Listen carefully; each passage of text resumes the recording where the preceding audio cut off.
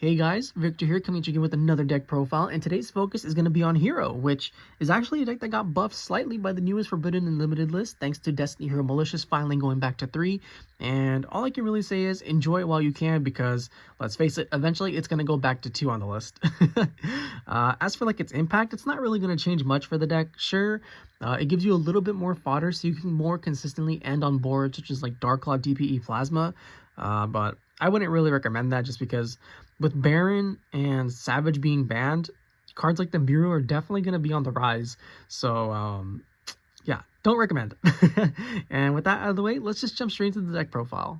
Now, as far as the monster lineup goes, let's be honest, it's pretty straightforward. There isn't really a whole lot of room for innovation until Konami decides to release those main deck Master Heroes. Well, I'm waiting, Konami. Give us another way to search Mass Change. Please, I am begging.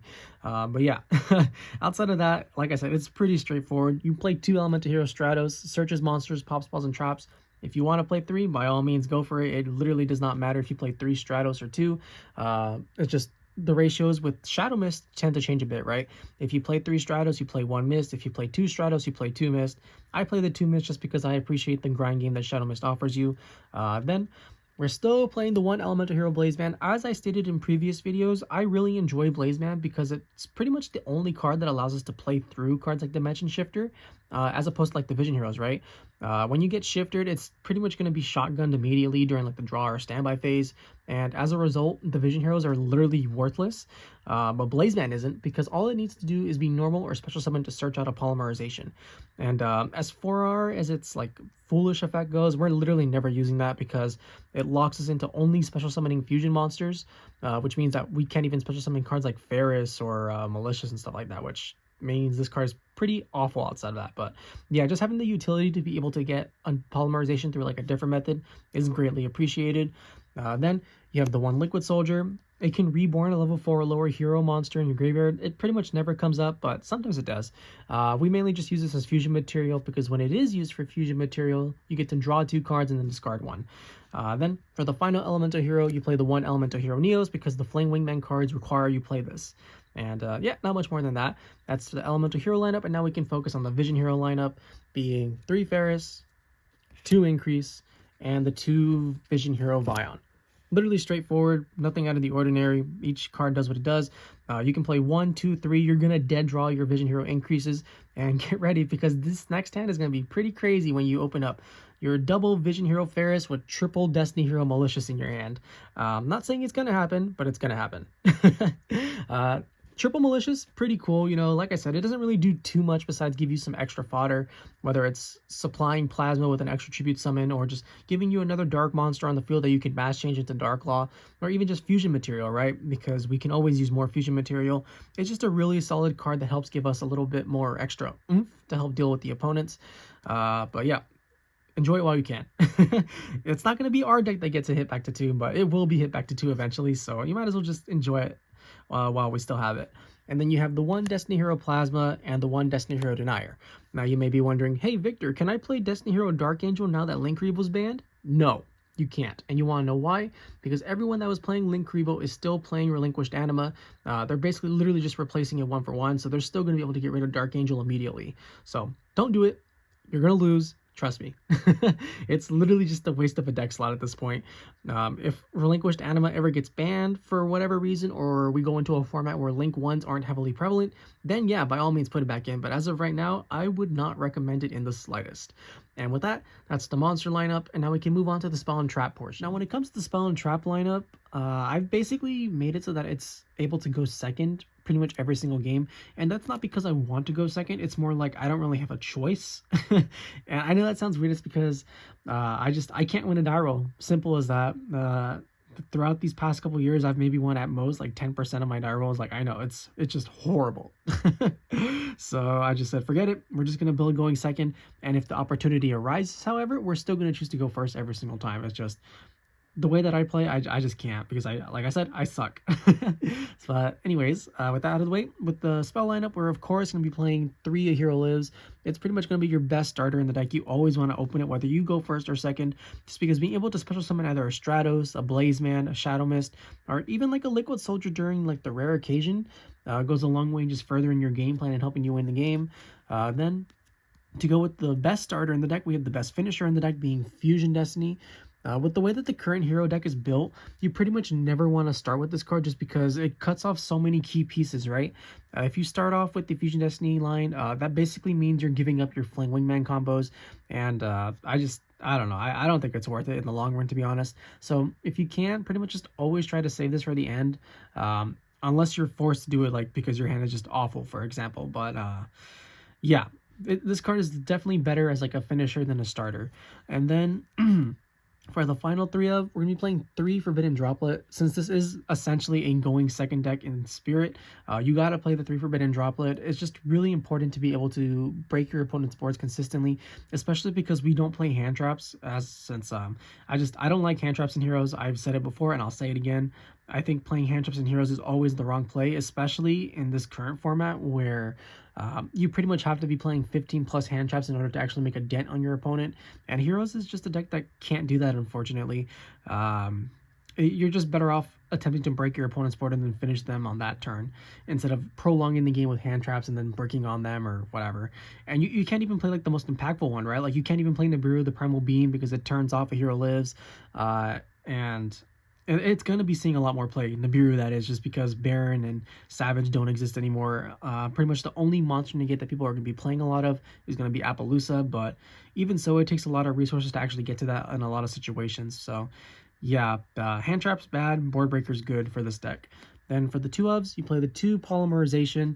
I still really like 2 Polymerization just because it means you don't have to rely on Wonder Driver as much to reset it, and it also means that you don't have to rely on drawing cards like Blazeman or Vision Hero Vyon as frequently as you would have if you just played this card at 1, as you're able to draw it more frequently and more naturally. Still, you know, it's just a really good card, especially because it's pretty decent at baiting negates, just because your opponent doesn't really want to deal with the hero fusion. So if you have like the second one just locked and loaded, you're going to be in a really good position. Then for the other 2 ofs, you're playing 2 Triple Tactics Talent.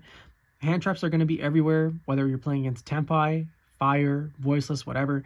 And the Heroes as a deck just crumble in like hand trap heavy format. So you got to play something like Triple Tactics Talent. And it's still really solid. You know, every single one of its effects is really good, whether you're drawing 2, ripping your opponent's hand apart, or even stealing a monster, which is probably going to be happening way more often now. Because, take for example the Fire deck, right?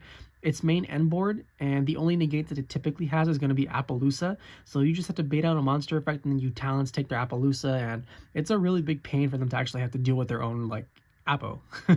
So yeah, the card is just phenomenal in this format, and I'm definitely considering bumping it up to 3. But one of the main reasons why I'm not playing it at 3 is because I'm playing 2 Triple Tactics Thrust. Since this deck is going to go out second more often than not, you have to play the Thrust. You play so many normal spells and traps that you can pretty much just add or set, which if you're going second, you're going to be adding to your hand and hopefully just being able to finish off your opponent that turn. But even if you're going first, for example, this card is still really solid because it gives you access to traps that you otherwise normally wouldn't have, especially if you get hit by like Droll and Lockbird, for example. You can still go Triple Tactics Thrust and then set Favorite Contact and then hopefully buy yourself another turn off of the whatever you decide to summon off of that, right? Whether it's like Shining Neos Wingman or Destroyer Phoenix Enforcer, just something. Like, it's something, you know? It gives you a slight glimmer of hope. But this card really shines when you end up going second, which, because I'm bad at this game, is going to happen more often than not. And then for the 1-ofs, you play the 1-of Miracle Fusion, the 1-of Reinforcement of the Army, and the 1-of Mass Change. You side the other ones depending on if you go first or second. For the, you know, like the next couple of games. If you're going first, then you put in 3 or 2, depending on like the ratios that you play. You know, it's not like set in stone where you have to play 3 going first every single time, even though Darklaw is a phenomenal card. But since this is going second, you just play the 1 because you don't want to draw too many of them. And that's it for the spell lineup. And then we just play the traps, being the 2 infinite impermanence and the 1 favorite contact. You know, nothing crazy, nothing to write home about. Pretty standards for the most part, especially for like a going second deck. In Spirit, remember, like I said, if you have the choice, you always choose to go first, but the way that I play, I just can't do that. So I have to build it for going second. And with that, that's a spell and trap lineup, and it's also a 40 card main deck like always. So now we can finally move on to the Xtra deck. Now for the Xtra deck, it's pretty straightforward. We didn't really deviate way too much from like the previous deck profiles. So as a result, you're still playing the number 41 Bagooska, just because it does help you deal with basically when you get hit by Shifter and Droll. This is always a last resort card, and it's pretty much when you have nothing else to do and you can just you're praying that you can buy a turn. Hopefully it does. It's probably not, but it's nice to have just in case. Then for the links, you play the 2 extra hero cross crusaders. It reborns the Destiny hero monster, and then you contribute D heroes in order to search out for any hero. So it's just, you know, a really great recursion tool that helps you thin out your deck for any card that you may need at the moment. Then you have the extra hero wonder driver, who resets pretty much all your fusion spells. Doesn't matter if it's miracle fusion, polymerization, mass change, fusion destiny, whatever. It'll reset it when a hero monster is summoned to a zone it points to. Then for the final link monster, you have the 1 extra hero infernal devicer, who is literally just there to search elemental hero Neos. Literally all it does. And that's it for the link monsters. We don't play Dread Decimator because this deck already does 1 more billion damage. So you really don't need that little extra push anymore, which is one of the main reasons why you also don't see cards like Honest Neos in the deck.